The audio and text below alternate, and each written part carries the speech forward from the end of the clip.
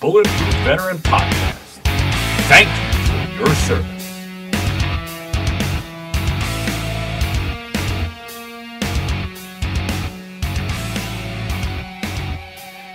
All right, everybody, welcome back to Bulletproof Veteran Podcast.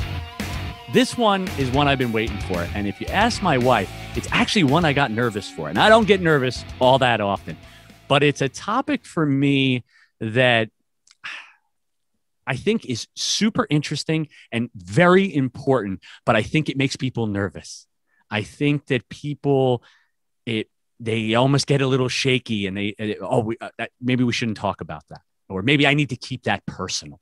And I don't think we do. I don't think we have to keep things like this personal. Just like I say all the time on the show, I'm an open book and I like to have conversations with people. So I'm excited to talk to you.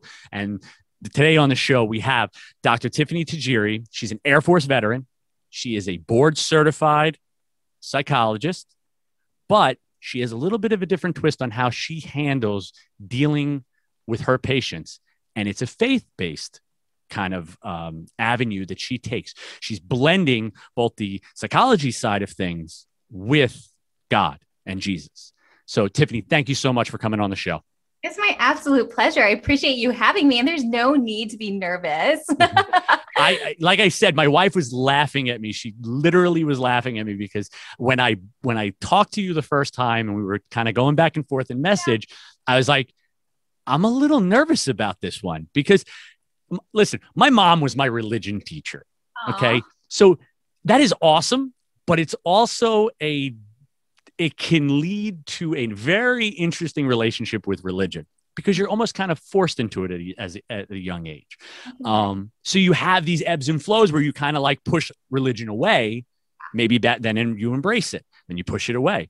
But I think that's exactly what you talk about a lot in what you do, because military members are by and large faith-based. You know, think back to Air Force basic training.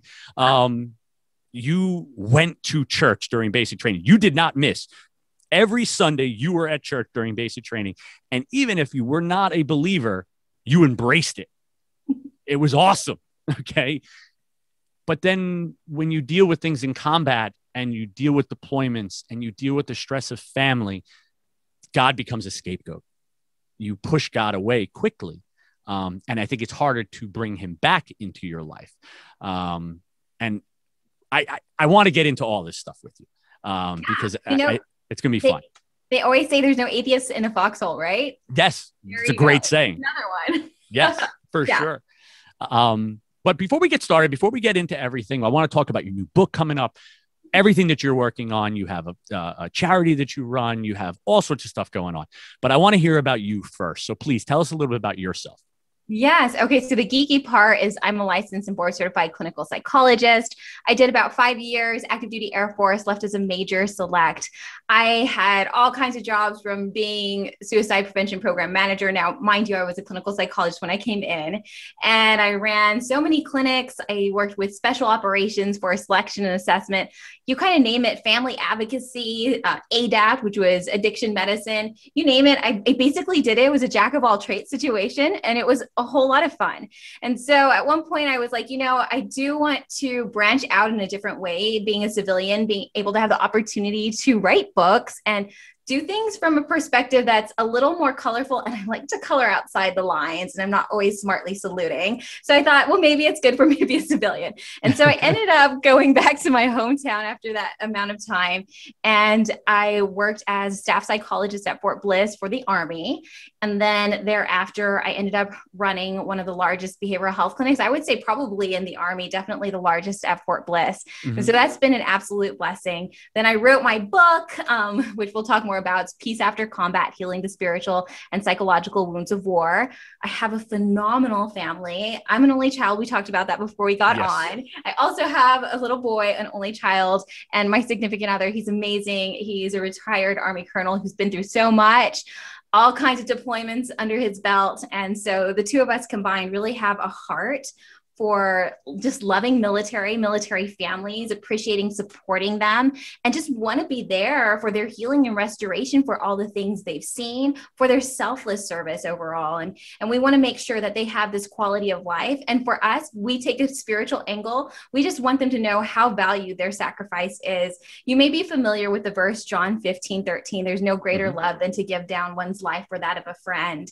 And so that doesn't only represent for Memorial Day, when those who have actually laid down their lives, but we're constantly sacrificing as military, as you very well know. You are constantly putting the mission before yourself. And in that fight and in that mission, being the tip of the spear, wherever you may be, you are sacrificing spiritually, psychologically, emotionally, physically when you get out, right? And you can endure so much pain in all different realms. And so we're here to help them find God, knowing that God is on their side no matter what, that nobody understands sacrifice from the Christian perspective more than Jesus, who ultimately gave the ultimate sacrifice, his life for our eternal salvation and our ability to live under an abundant heaven. And, I never thought of it. I never thought about the parallel between the service member and Jesus in the way that you talk about it. You talk about it in the book. Some of your YouTube stuff, I've watched a bunch of your videos, and especially your Memorial Day video that you just were talking about. And you talk about how Jesus sacrificed and service members sacrificed. And there's this parallel between the two, where if anybody's going to understand your sacrifice, it's Jesus Christ. And because he sacrificed himself for our sins. And that is, it's an easy thing to embrace for somebody, a believer, of somebody of faith, to kind of be drawn to. I think the hard part for some people is to sit down with a psychologist who's in the medical side of things, and then to hear you say Jesus. The word almost kind of like echoes when you say it. No doubt. You know what I mean? Like, I don't know how I would feel like if I didn't know and you just sprung that on me. I'd be like, whoa, wait, you're a doctor. You're not a preacher. You're not my minister. Do you get that often? Do people kind of like almost look a little weirdly when you do that? Or I've had somebody recently say, who is very high ranking in the Army, and said, you quote scripture like you quote DSM-5, which is the Diagnostic Statistical Manual of Mental Health Disorders, in the same way, the way you quote diagnoses, you quote scripture. And it's really refreshing. I think it shocks some people. I think there are some individuals out there who are combining that. I think like Dr. Caroline Leaf has been one to truly embrace that. And I think in many ways has kind of broke that mold, if I say it properly. And so I think it's still really fresh, still really new. And I think my book comes at things from a very different angle, but nonetheless, people look at me like I'm an alien. Right. And even like when you were training, did you deal with that in like med school and things like that? As you're becoming a doctor, people don't want to talk about faith. They want to talk about medicine. So that's got to be tough. Like, how was that as you were going through your training? It's a great question. And, what I recognized in my training is that it's so clinically based. Everything has to be evidence-based practice, and it's empirically driven. It has to have numbers behind it. Yes, we have to put numbers behind behavioral health. Something that is really intangible, we have to find a way to put a number on it, whether your anxiety is on a scale of 0 to 10 is this, that, or the other, right? It has to be empirically driven. And I think with psychology, you really consider psychology a soft science, even psychiatry to some degree. And the psychologists and psychiatrists are always fighting for a voice in the medical community to be able to speak up like the surgeons do, or the regular MDs do, who are operating on the physical realm, right? Yes. Because we're trying to say, hey, we have a place here. We're important here. There's what goes on in your head actually can manifest in your body in a psychosomatic form. So we're always trying to show ourselves empirically with evidence-based practice. And so I remember being in graduate school, I was sitting there and we talk about so much about healing and different approaches to therapy, all kinds of interventions. And, nobody ever asked the question. And one day I just got super bold. I raised my hand. I was like, well, what happens? Where is God in the midst of suffering? Like, does anybody not talk about God here? Like, where is faith? Where is spirituality? And everybody was like, oh my gosh. Because when you're in your doctorate program, I think at least where I was, it was so prim and proper. Like, you came dressed in business casual. It was so formal. And, you're very studious, and it's all kind of about your appearance too, because you're going to become a psychologist. Right. And so they all looked at me and they were crickets, but I had an amazing professor, and he did not shrug it away. And he said, what's a really good book for you to read? And it's called When Bad Things Happen to Good People by Harold Kushner. I've heard the title before. I haven't read it, but I've heard the title. By a rabbi. It's really amazing. And he talks about where God is in the midst of suffering. And he talks about the power of free will and love, which we can talk about later. Mm-hmm. And truly, Harold Kushner and Andy Stanley have been the people who have molded my view. And then, of course, I allow Holy Spirit to lead me in the spiritual aspect of my belief system to also lead and kind of fill in the gaps and bring the science to it. But yeah, it was kind of strange bringing that subject up in grad school. And so I've been like a closeted Christian when it comes to being a doctor. And thank God for my publishing house, David C. Cook. They are phenomenal. They're actually probably the largest non-denominational Christian publisher in the world. And they saw something in my writing and saw how gritty it was. If you've read some of the chapters, mm-hmm. It's really raw, and it's gory. They allowed me to speak in the language of the service member, which is oftentimes dropping F-bombs or cursing. And yes. In the audio, they bleeped it out.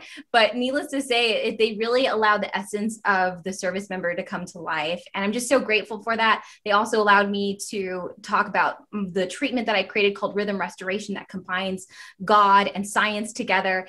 And wow, I think they're really spearheading this with having taken this project on. I think it's really raw, and I think it can hit a nerve in a lot of people in a good way of giving hope, but it also hits a nerve because it is raw. And if you have combat trauma, it's going to take you back to some places, but it's going to do so in a way that gives you perspective and dimension, hope, and healing. Yeah. And it definitely is raw. It's a unique style of writing that I wasn't really used to, because you do it in a way it's broken up into chapters, and each chapter obviously has a topic, but you generally start each chapter with like this fictional story of you say it's a fictional character, but it's a kind of a real story. And you tell, like, there's one marriage. There's one, about reconciling a loss of a friend. And it was talking through that. And it is definitely gritty. There's dropping F-bombs. Like you said, it's written like a service member was writing that letter or telling you that story. How did you kind of create that idea of doing it like that? Because they're not actual people, but I'm assuming this stuff is based off of stuff that you have kind of went through as you were, you've been in the service and you've talked to all these people. Yeah, you're absolutely right. And I wanted each story to be like its own little novella, mm-hmm. right? Be really gripping, to be a short and quick read. If you wanted to just find some closure. And so I picked several characters, and I say that they are fictional characters with real emotional experience of our veterans, right? Yes. I do that because, one, I have to be guarded and protect those people that came to me for care, right? Of course. And so I have to keep that confidentiality, but so many of the stories just blend together because it's almost like an algorithm that you see from combat deployments that happen over and over again. And there's a myriad of stories. I've seen at least a dozen of each of those types of patients. And so I kind of put it into a platypus form that has closure and resolve. So you could see dimensions of not only somebody working with a current trauma because of a combat related experience, but also had trauma in childhood. So you could see how it all manifests, all those variables come into play, and where we find God in the midst of our suffering and in our healing. And so, yeah, it was a challenge trying to figure out which ones I wanted to put together, but I wanted to make it interesting and I wanted to hold the audience. Now, the beginning part of the book is very what we call psychoeducational in nature. Okay. So I talk a lot about what is combat trauma, what is PTSD, what does it look like, what are the symptom presentations, how do we treat it, how do we manage it. I talk a lot about what's twisted guilt that holds us stuck on our traumatic life experiences. I've coined a term called twisted guilt. It's when you are not in control of a situation, yet you blame yourself for it. Right. And stuck. And I think it's very much of the enemy wanting to keep you stuck and blaming yourself, right? Because not only are they winning what happened in combat, but now they're winning the spiritual warfare in your heart and mind. And when we have so much twisted guilt or survivor's guilt, that's what results in those 22 suicides a day. Yes. You know? Yeah. And so we have to be very cognizant of that. But it talks a lot about the educational components, the fog of war, you name it, to help us understand that there's way more variables. We can't hold ourselves responsible for things that we did our best in light of the circumstances. Nobody had a crystal ball to predict a future that day. And if they did, I assure you would have done things completely different. Intentions are always usually pure and good. And so we have to kind of ride along with that. And so also understanding too, if those service members that we lost in combat, what they would say to us if they could speak, you know, if they were in heaven, what would they say to give us that healing and that closure? They wouldn't want us to be stuck, and they wouldn't want us sitting there blaming ourselves and holding a pistol in our mouth. Right. Yes, of course. Reality of that. But yeah, so that's how it kind of came together in a long response to that nice question. Yeah, no. And you kind of, you did something with the book that I liked. You kind of throw a punch with the first chapter. That story from the first chapter talks about, you know, a veteran's home on leave. I'm not sure if he was still in the military or he just gotten out. I forget exactly, but his friends are off having a good time, or at least in his head, he believes that, but he's stuck at home and his wife is judging him because it's supposed to be all lovey-dovey because now you're home. And he's like, bullshit. I don't feel that. I don't feel lovey-dovey. I don't even want to give you that right now. I just want to sit in I believe the terminology you used was my sweaty ass pants on my couch right now, was something similar to that. And I like that you kind of led with that story, because I think that is something not only combat veterans deal with, but I think all veterans that come home deal with that. I've talked about it on the show many times. My own personal experience with coming home from the military. I didn't see any combat. I say it all the time. I've deployed, but I didn't see any combat. But when I came home, there was this lack of brotherhood. I didn't have all my friends around me. I was home. I was by myself. My mother and father were asking me what I was going to do for a living. I was waiting for my crap to get mailed back to me. I didn't have an apartment. I was about to write my name on the orange juice in my mother's refrigerator, because I'm like, what? You know, I was on my own for 5.5 years. And now, like, my mom's like, you're going to be home at, 1 o'clock, or what time are you walking in the door? Are you kidding me? You're going through all these different emotions. So I don't think it's only combat veterans that deal with that kind of loss and that feeling of, now what the hell do I do? Where am I? But you use God in that respect, and you did in that chapter, to kind of bring back to a place where you can find a center. If you don't mind me saying it like that. How do you use God in that therapy aspect to get that person back into their center, or back to a workable place that now we can have a conversation and really work through their issues? Yeah, it's a really profound question. And I think the book really just came up one day. I was writing a whole bunch of fiction back in the day, and I was querying for literary agents and tried to get a book deal with some crazy, silly dystopian fiction. And then one day God placed it in my heart, saying, it was after probably a really long day where I had some veterans coming up to me and just really sucking the life out of me in these therapy sessions. Right.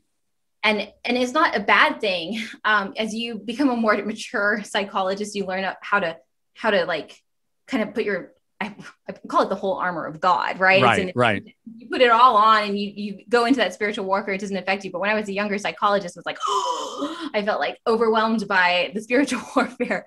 And so that day I was like pretty exhausted, because I gave it my all. And I was sitting there bathing my son, and it was put in my heart by God. And he said to me, you were so into writing, and you always wonder, like, some things just fall off the radar and you're totally into them, and you felt it was spirit led and you thought it was good. And you're like, why did it not manifest? Right. And so in that moment, I thought, well, why didn't it manifest? It was coming back to me because I was thinking, I really want to write again. And God was like, well, you answer the question every single day, where is God in war? Well, why don't you write about that? I was like, oh my gosh, that's like really profound. I do write about where is God in war, and all that fiction writing from the past. You can see how it's manifested itself in the book, right? It's super vivid and like kind of action packed. And so that's where the purpose was. And so where is God in war is the big question. And it's really easy. It's the easiest algorithm on earth. If it's not love, it's not God. The bottom line up front is that's it. Right. God is love. Whoever lives in love lives in God and God in him. Basically, the idea is God is not the author of the bad things in this world. So here, let me give you the algorithm. You cool with that? Sure. Hit it up. Yeah, okay. So God created us and neurobiologically wired us to love and be loved. So like love is at the epitome. He is love, right? But in order to have love, you have to have relationship. No brainer. Okay. And then under relationship, what you have to have is a precursor that not many people think about. It's free will, right? Of course. So God didn't create us to be automatons and robots, because he wanted us to have love, and we couldn't have love if we were just robots worshiping him. He wanted relationship. So relationship is key. So what I help them understand is that God's not the author of evil. I believe in John 10:10, it states, the devil is here to kill, steal, and destroy, but God has come to give you life and to have it more abundant. Okay. So the thief comes to steal, kill, and destroy. Okay. And that's the enemy. Like there's a real enemy in this world that does bad things. So you and I, we are vessels. We are all vessels. Vessels do two things. They are to be poured into and to pour out of. Okay. Either you're going to pour in love and light and a whole lot of Jesus and God and good things, and then you're going to pour that out, right? Okay. Or you're going to pour in a whole lot of negativity. You're going to pour in a whole lot of hate, anger, resentment, guilt. And then what do you pour out? The same. Of course. Reap what you sow. For as a man thinks, so is he, right? And so with all that being said, God created us for relationships. So he's never going to take our free will away. See, I almost, and a lot of problems that I've had with faith and religion along in my life has been that idea of free will, like almost the exact opposite of what you're saying. Oh. The feeling that if there is somebody all-knowing, if there is somebody that sacrificed themselves for my sins and lives within me and guides me and knows what I'm going to do even before I do it, how do I have free will? And then my brain, especially from a more scientific side, which is me, I kind of go, no, I can't have that because I do have free will, and I can't give that free will up. So it's interesting for you to describe it in that way, where you're actually saying God is free will. Yeah, he's freedom. Free love is free. It's freedom, right? Yeah. It's not captive.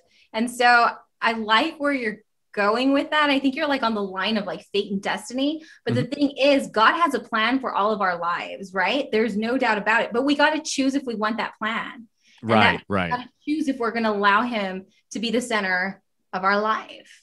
Right. And so you really have to understand, big picture wise, God doesn't create the bad things. He's not the one who pulls the trigger. This is a little intense, but one of the stories that I have in my book is called Killer of Innocence. And it's about a man named Zuma, and he has to end the life of a child that's coming at him and his squad because the child's wearing a suicide vest. It's either the child, he recognizes later on that the child was going to die either way, or it's going to be him and his squad. Right. Or all of them going together. Right. And so he ends up ending the life of a child and feels extremely, extremely guilty for it. And, we have to ask that question. Did God wrap that child up in the suicide vest? No. Somebody had free will on the other end and had selfish wants and desires. So one end of the spectrum in life is love, right? We choose love. Or on the other end is selfishness. Love is selfless, right? It's sacrifice and selfless. And then obviously on the other end is selfish. So we're choosing every day whether we're going to be selfish, vessels of darkness, or vessels of love and light. Nice. And so he was put in a hard place, right? And God gives him grace and understands the circumstances and still loves him. He asks for forgiveness. It's forgiven when he asks and even whispers it, right? But the idea is that God didn't put that child in the suicide vest. Some ugly person had free will. But God turns beauty for ashes. It really truly says the weapon may be formed, but it won't prosper. And if you believe in his eternal life and his salvation, you are going to live in heaven and your life will continue on. Like many of us believe as Christians that we're preparing now to live the eternal life. Like this is all in preparation too. And so with that being said, the service member, the little child that passed away is now with God. Here 1 second, gone the next. There was no conscious process of it. Here 1 second, gone the next, and with God and in heaven. And so one of the things that I did in treatment with Zuma was helping him understand that God was in the midst of all of the suffering and all the hurt, that God was there to take away the child away and to lead that child to the abundant life that is called for in heaven, the eternal life and everything perfect and glorious at the right hand of God. And so when he was able to see it that way and understand that God loves him, understands that his circumstances were terrible, it was like all of them go, or just the child, that he did what he had to do, essentially, because the child was going to blow up anyway. Very challenging, very difficult, but God did not author that suicide vest, and God did not author the detonation or the killing. We were all having choices in this equation. Some had more influence than others, but God will still bring beauty for ashes, meaning the child with the Lord, and then Zuma, the character, ends up finding peace and healing in all of it and was able to help other veterans overcome these obstacles and find peace, love, and healing within themselves to believe that they are worthy and that they are lovable. Okay. And that kind of goes to another thing. I actually had it written down here. When you say, where's God in war? For, I think a lot of people, God becomes a scapegoat. I think I said it at the top of the show. It's really easy to blame God, especially when things are bad. Yeah. Very easy. I know the struggles that I've had in my life when my wife and I were trying 10 years, we tried to have a baby. It was real easy to blame God. Let me tell you, it rolls off the tongue. It's the simplest words. Why did God do this? Why is God making her cry upstairs right now, alone in a bedroom? But then it's really easy to also ask God to help at the same time, because I remember many times where I was blaming God 1 minute, and within 5 minutes, I was saying, God, just help her so that she's not crying anymore. Give her what she wants. Yeah. Just wants to be a mom. Give her that. Right. Yeah. But it's interesting how your perspective is that God isn't the one doing the bad things. So he doesn't have to be the scapegoat in that scenario, if you think of it in that way, because he's not the one responsible for any of that. And you can still go to him and ask for the help. Yeah. Which I think is hard for a lot of veterans. We're not good at asking for help. Pretty piss poor at it, actually. But so you go through all of this. You have these scenarios in the book and all of that. And I'm still trying to understand a little bit how the psychology side of it blends in. So if you were in a session, say with somebody, and you were working and counseling and there's a back and forth, at what point, maybe it's my lack of understanding of the actual ideas of psychology that's maybe getting in my way, but isn't basically what you're talking about is almost like going to a minister or your pastor or something like that.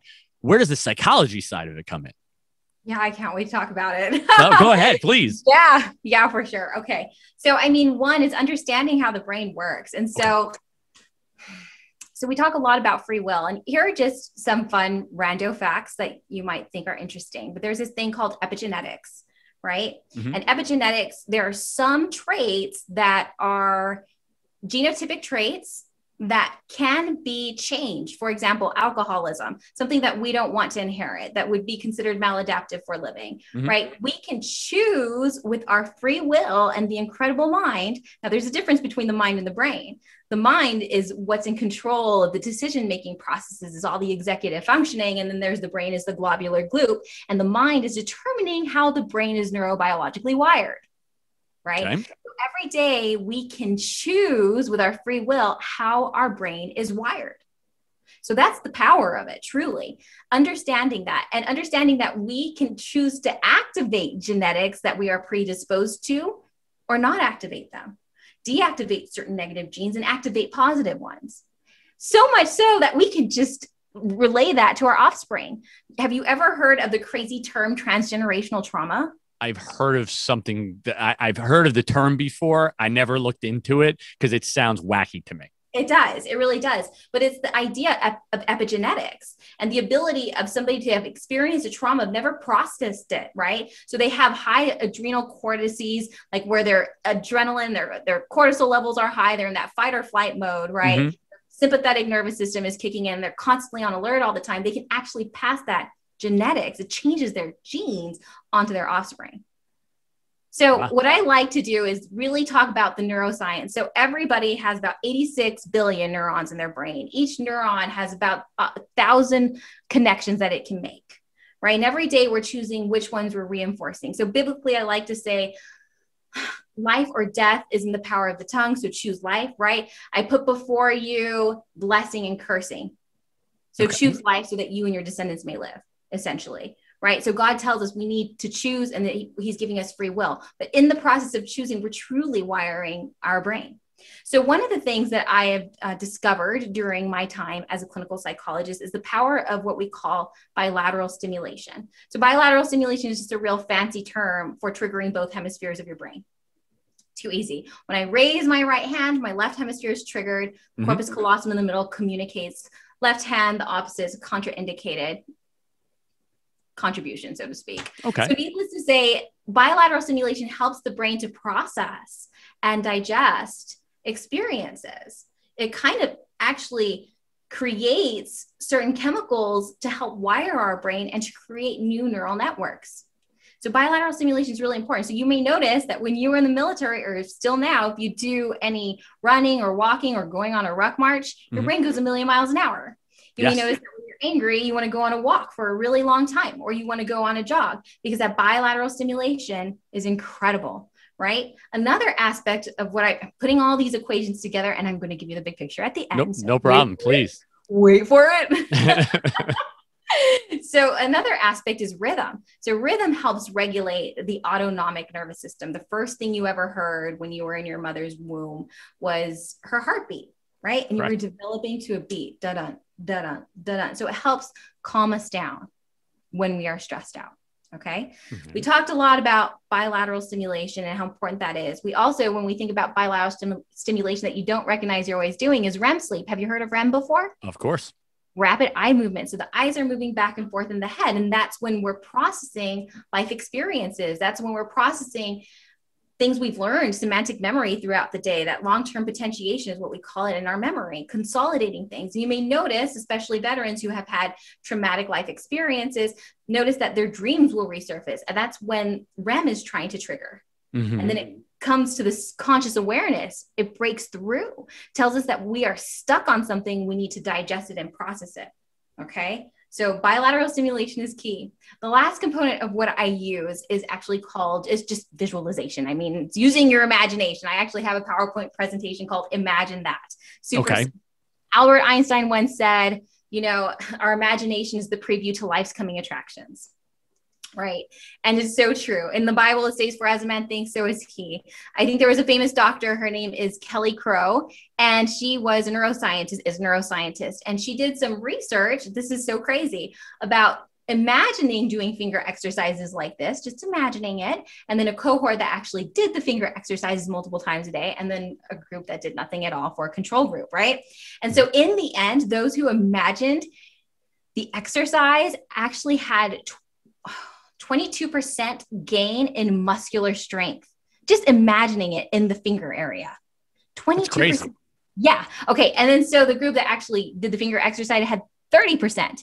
Imagination is so important. Visualization is so important. You're actually laying down new neural networks in your brain by imagining. Wow. Okay. So we bring it all together. And then it's like the same concept where as a man thinks, so is he. What you're thinking comes and it manifests itself, right? So we put it all together. I use a whole lot of Bible verses to kind of make it complete. We do everything in God's perfect love. So I'm a huge proponent of love. Like I'm a total hippie. And so what I love about Jesus is like, I feel like he would be a total hippie too. And he loves people. He associates. It's the sandals. It was probably the sandals. No doubt. With the rope and everything. Yeah. Come on. Hello. I think I'm wearing it right now. So with all that being said, like, from what I've seen throughout my entire career, and I've been practicing for about 12 years, is healing not only happens, but truly happens in a loving relationship. And the perfect love, obviously, is the love of God. It's whole, it surrounds you. You know, God's not a punisher. God doesn't teach you by hurting you. We're living in a new covenant of the New Testament, right? We're not living in the Old Testament. We're living in the New Testament. I think that's where people get really confused.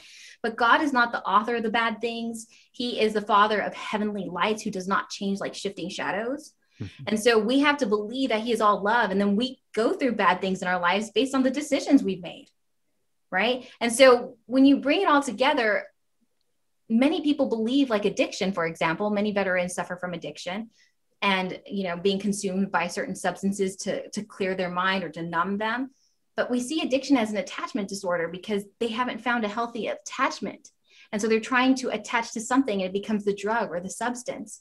And then it just becomes this reward deficiency syndrome where they need more and more and it never satiates itself. Of course. And when you have the perfect love, essentially, and you're covered, all aspects of you are covered, then you can heal. And so what the therapist really provides in a cheesiest sense is a loving relationship for the person on the other end who they're treating. It's called the therapeutic alliance. Carl Rogers is a psychologist who will basically tell you, we do everything in a person-centered approach, which means we give them unconditional positive regard when he's really just talking about love, right? You're just loving the person. Like you're giving them an unconditional space of acceptance to grow, to heal, to not judge. And so that's the catalyst, truly, is that loving relationship. And I feel that when I sit in front of somebody and they are being counseled by myself, that I sit there as a vessel and I ask God to work through me, you know, allow me to speak the things that they need to hear, allow me to bring the peace through you that transcends or surpasses understanding for them in that moment.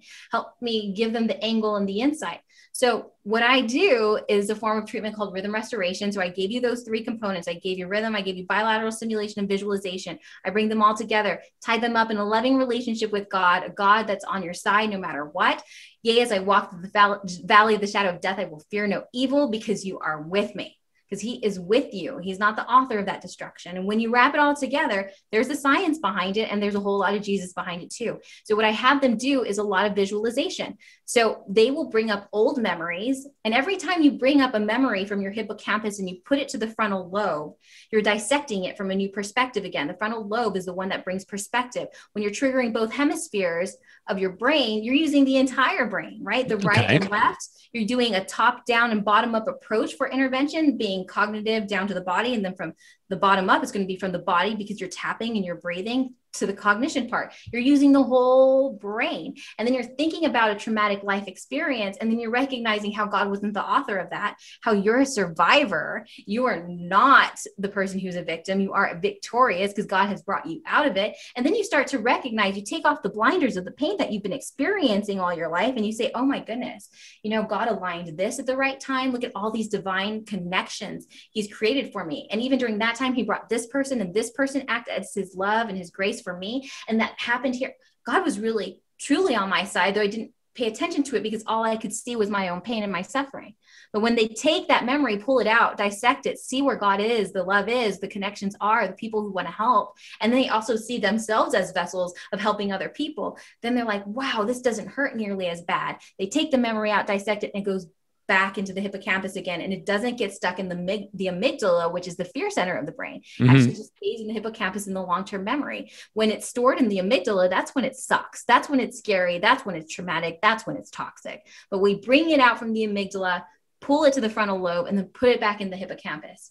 So this whole process of knowing there's a God on your side, bringing a whole lot of scripture to it, a whole lot of truth, because the truth shall set you free, knowing that God is with you, it helps them to reframe trauma, rescript trauma, and then it doesn't have this deleterious effect on their lives and their health like it did before.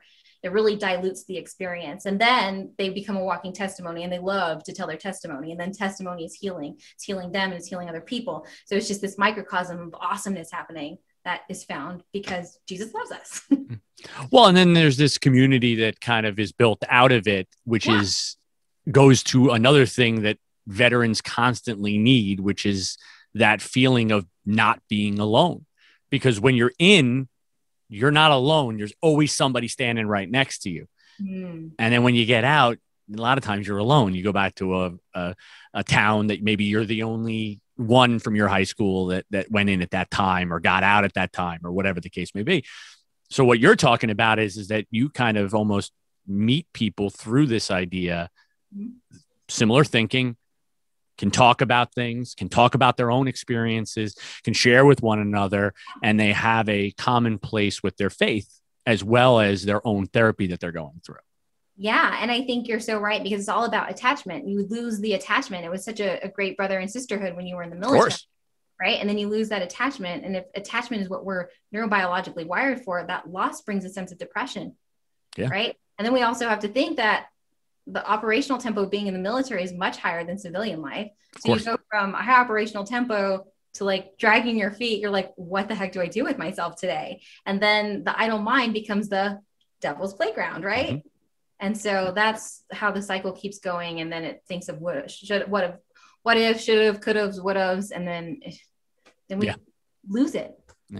I think that's why, like, there's so many people, and we joke around. I know my group of friends do.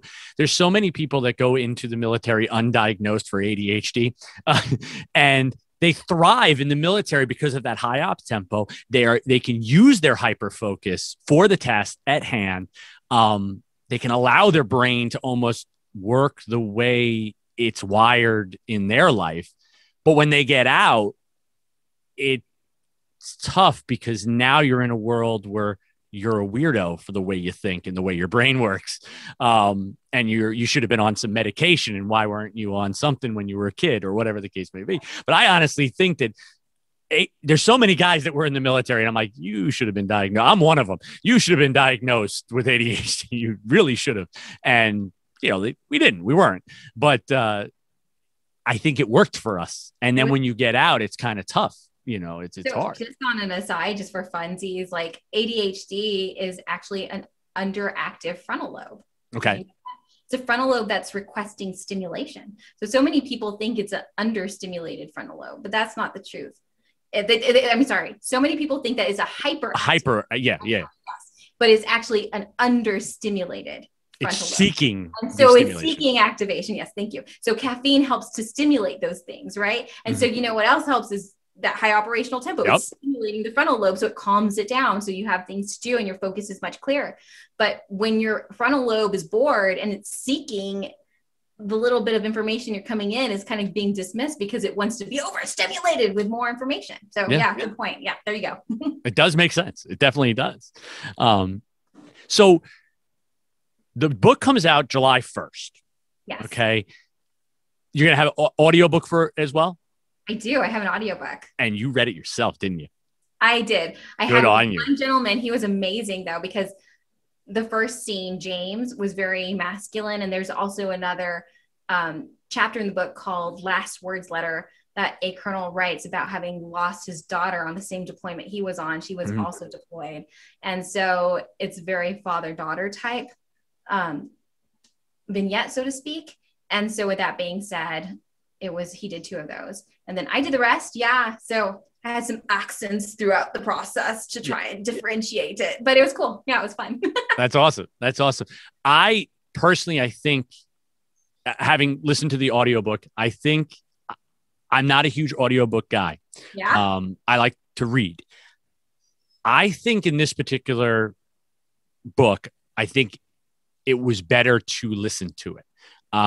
Because I think the stories take on a little bit more, because you're listening to your voice, or you're listening to James speak, and you're you're feeling kind of what they're going for, the tenseness in the voice as you read the letter of the wife of a service member that's coming back, or, you know, that's fed up, that doesn't want to deal with it anymore. There's this feeling in that voice that kind of grips you. So I like the audiobook for this one, just personal preference. Everybody go out, get it the way you enjoy it. But I would recommend the audiobook on this one, I think. Yeah, the audiobook's great. And, you know, a lot of our veteran population or combat veterans have traumatic brain injury. And so that's why we wanted to make sure we had an audiobook for that population, because for them reading, they can get lost, they can get jumbled, they lose track.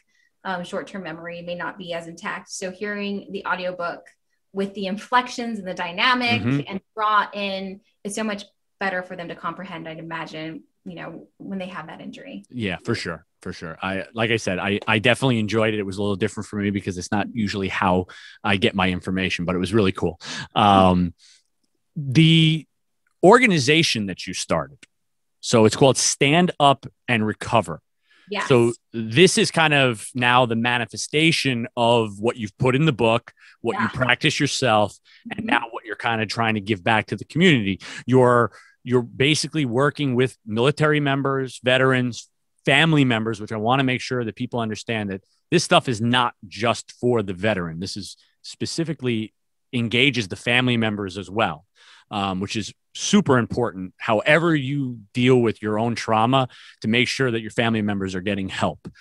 So if this is for you and you go this route and, you know, a faith-based procedure works for you, great, but pull your family in and make sure they're getting the care that they need.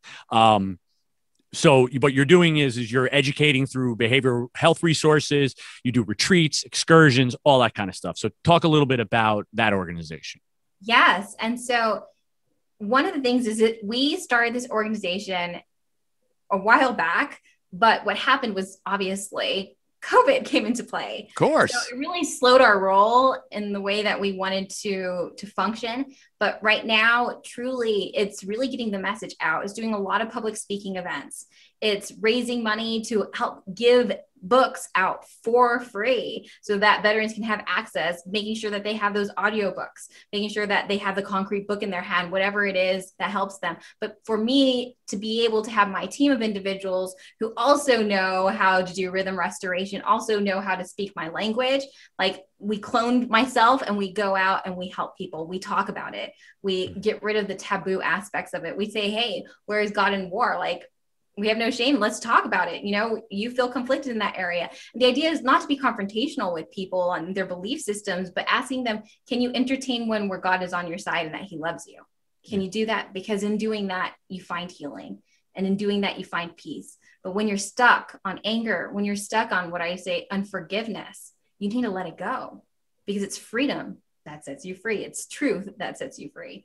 And so, getting out there and getting the message out. Do I have more goals for it? Absolutely. I feel like there's one one goal after another that I'm walking through in my life. So first, the book is coming out. We're continuing to think about the nonprofit, continuing to get out there and brief and talk to churches, talk to veterans, different organizations like AM Vets, you name it. We're going out there. But the idea is we're going to get the funds to start doing a whole lot more. Very cool. It's grassroots. It's going from bottom up. Yeah. And that's always the hardest thing is getting everything rolling and the funding, you know. And so for anybody out there, listen, if what the doctor is talking about, if you're jazzed up about this, if this touches a chord in your heart and you want to be a part of it, there are ways to donate. There's ways to donate to make sure that people get the books. There's ways to donate to the foundation for the retreats and all this other stuff. How can they do that? So at drtiffanytajiri.com is my website. And there's some links that they can go to there. Very easy. And of course, you know, purchasing a book yourself and then giving it to a veteran, that's always helpful, right? You can read it, enjoy it, and it's a hand-me-down book. It doesn't matter. It just helps people. So yeah, drtiffanytajiri.com has some of my mastermind classes. It has a link to the book site, kind of like some videos and just a whole bunch of other jazz. But you do a lot of videos too. You have a very good YouTube channel. For anybody that wants more information, if you're still a little skeptical and you're like, you're trying to feel it out and you're trying to understand what's going on with all this, head over to the YouTube page. And I'll even link some stuff from my page. Thanks. And check out. They're usually pretty short, 6 minute, 8 minute, so you can kind of get in and get a feel for what's going on. I recommend checking out the Memorial Day one. John Wayne Troxel, who's been on the show, did the ending of it. And he talked a little bit about his worst day in the military, which we talked about on the show. But it's interesting to hear him talk in a different context, because we didn't really talk about God in that way when he came on the show. But it's very interesting to see the thought of Memorial Day in a more faith-based way. It was an interesting video. So I recommend checking it out. Thank you. Yeah. And he's the forward writer to the book, and his forward is amazing. His perspective on it and the way he kind of ties it together is like, whoa, that's really neat how he wrote that. So it's awesome. Check out his forward as well. And in that video too, one of the ways that I use rhythm restoration is those service members who have lost their battles in war and combat, right? I have them visualize them in heaven. So they close their eyes and visualize seeing them and having a conversation and recognizing what they would tell them to bring them peace and comfort, not to be stuck, not to be sad, not to blame yourself, but to be free, right? After all, I sacrificed my life so you could have yours, live it well, live it loved, and live it free, right? And so that's super important. And that's a way of how rhythm restoration in so many contexts, because there's all different kinds of visualizations that bring healing psychologically, but that was one of the ones that catches the most attention, because it is truly healing when you do that. Yeah. And it's so true that you need to live your life the way. There's so many different sayings, but one of the ones that I really like is that be the person that was worth dying for. Be the person that was worth sacrificing their life for. Go out and have a beer at the bar with your friends and party it up and have a good time, have the barbecue, have everybody over at your house and laugh. And I think actually you used the term "pissed your pants" in laughter was one of the terms that you used. So to quote you, but do that, be that person. We don't have to remember people by sitting and silence and not letting other people laugh and judging somebody because they go out and they party on a holiday like Memorial Day. That's what our friends who we've lost would want. They wouldn't want us sitting around doing nothing. They would want us partying it up and living our best life, for sure. And we don't want to get stuck visualizing if you were there for their last moment, where they're broken and God knows what happened to their body, right? Mm-hmm. We don't want to be, I would not want to be remembered what I look like my last moments. I want you to remember me when I was the most fabulous, like you said, the time I made you laugh so hard you pissed your pants. Like, I want you to remember me in my liveliest and my best, where my spirit was what you needed and how I helped to fill a void in your life. Yeah.